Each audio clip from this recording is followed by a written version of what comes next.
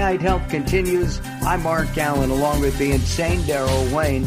And Daryl and I can see each other, by the way. We're doing an internet protocol so that we can record these and make them sound better than they have the last few weeks. The miracle of modern electronics.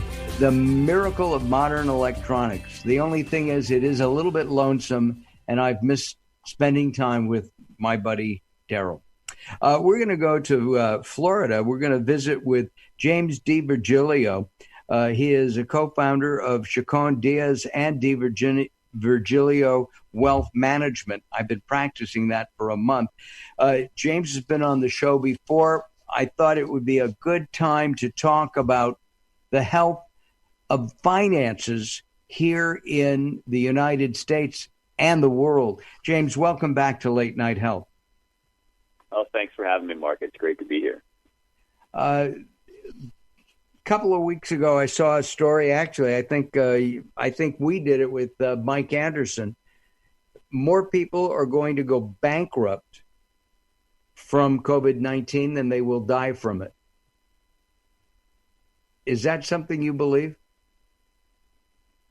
I think that's potentially true. Bankruptcy is tough to gauge. I think it's safe to say this: if we look at the financial cost that we are willing to undertake per person that dies, and that's like a grim statistic to look at, but it's one of the only things you could look at to get a relative comparison.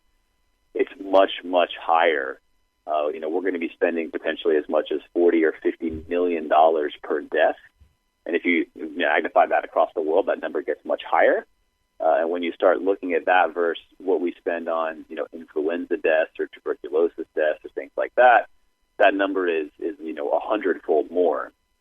And that's going to cause real financial damage. So it does raise questions about how far are we willing to pull society out of an economy to save lives?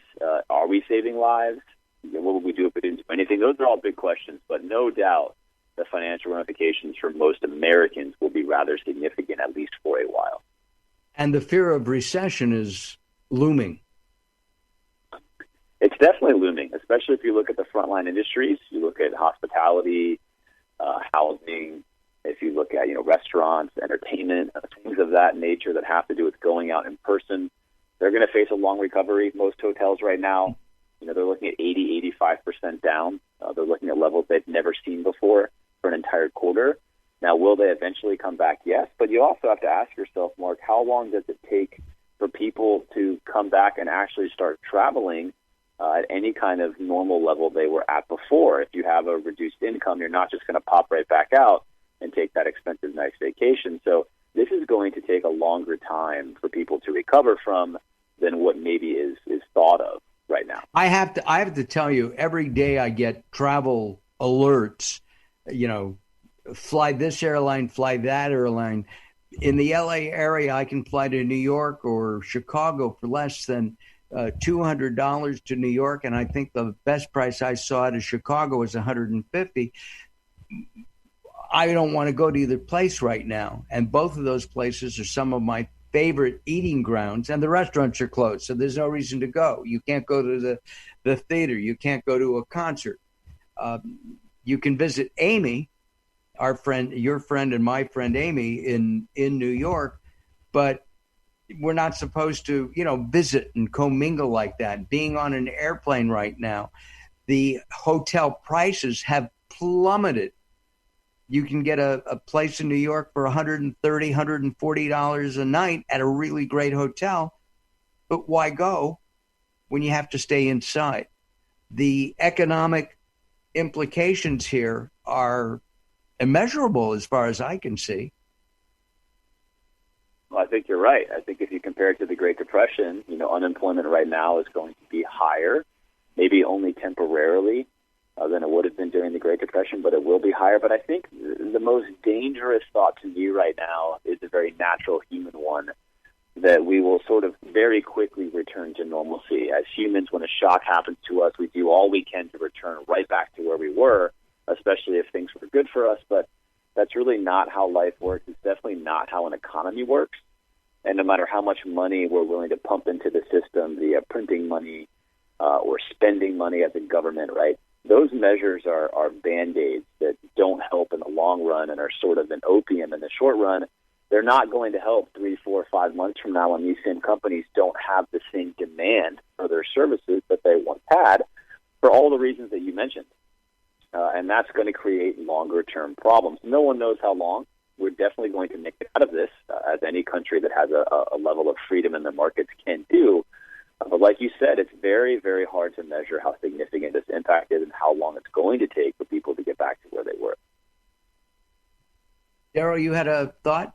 Well, just a comment. What they've done here in Southern California, some of the markets, is they've made a decision internally which products they sell are vital going forward or for your immediate use, and the things that are not, they block off and you can't buy them. You can't buy greeting cards. You can't buy,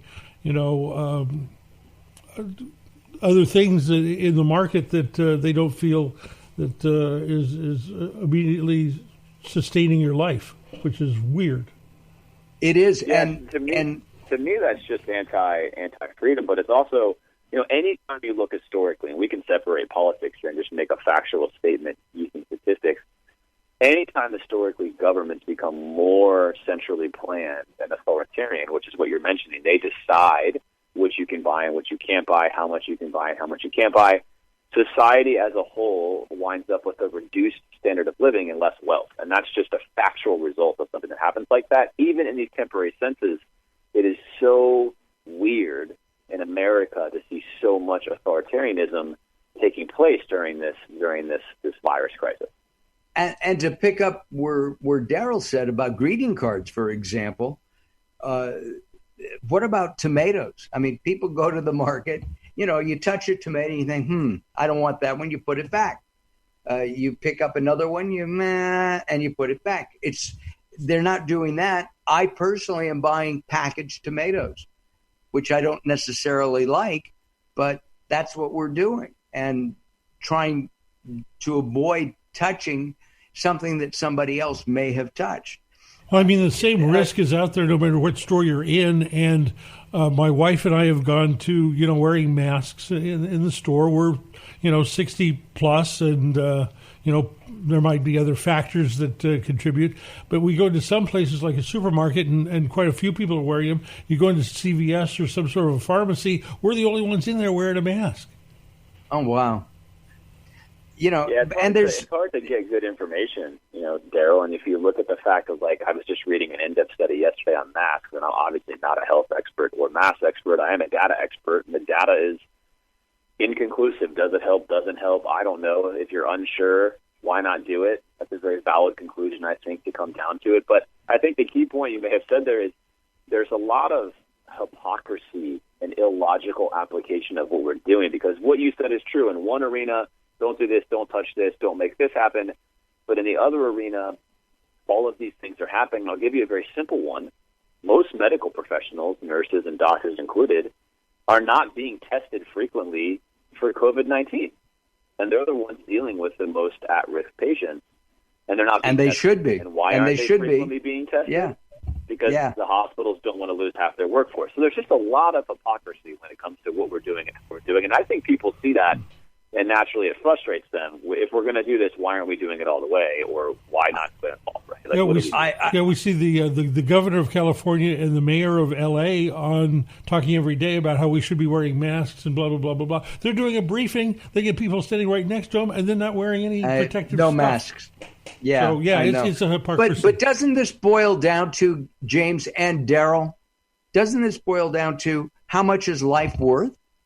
I mean, if we have to put a dollar sign, we only have 30 seconds for you to answer, James. Can we put a price on life?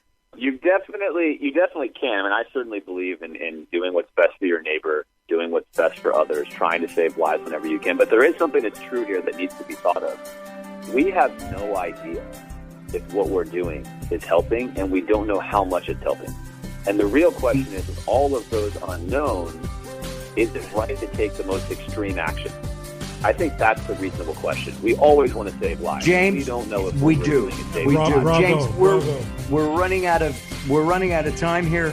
James Virgilio from Chacon Diaz and Virgilio wealth management. We'll have information on latenighthealth.com.